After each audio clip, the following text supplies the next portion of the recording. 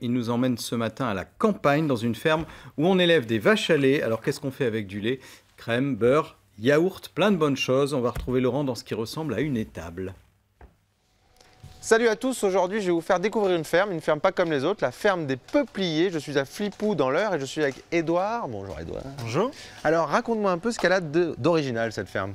Eh ben, notre particularité, c'est qu'on produit du lait, ça comme beaucoup de fermes, mais qu'on va le transformer directement ici, sur place. Donc on fait tout ce qu'on peut pour produire un lait de qualité et faire un bon yaourt. C'est le yaourt de la ferme des Peupliers. Voilà, pour faire un yaourt. Alors, parce que là ce qu'on voit, ce que je trouve absolument génial ici, c'est que les vaches, elles ont leur petite place à elles. Alors explique-moi un petit peu sur quoi elle est.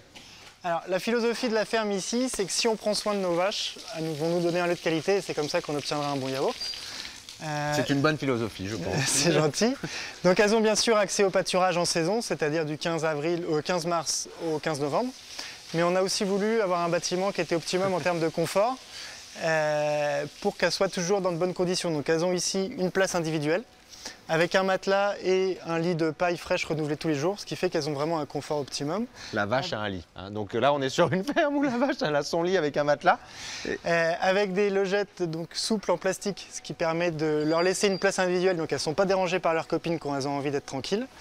Et en même temps de ne pas être trop guidées comme par quelque chose de métallique ou dur. Ici c'est vraiment tout pour le confort. Et elles sortent quand elles veulent. Elles sortent quand elles veulent, elles ont accès. Ce qu'on s'aperçoit, c'est qu'elles ont tendance à rester en fait plus souvent dans le bâtiment parce qu'elles ont des conditions de confort qui sont bien meilleures ici.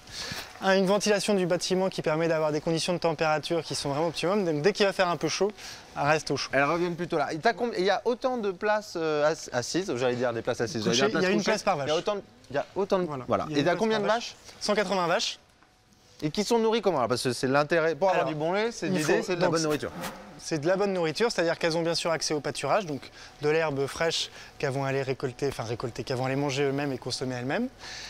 On va aussi récolter de l'herbe donc dans des pâturages un peu plus loin, donc on a une maîtrise complète de nos fourrages, avec de l'herbe qui va être soit sous forme d'ensilage, soit sous forme de foin pour aller compléter.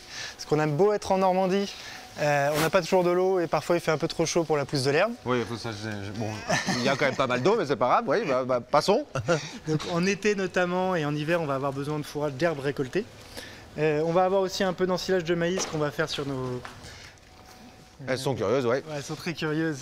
Des gens qu'elles ne connaissent pas viennent toujours voir.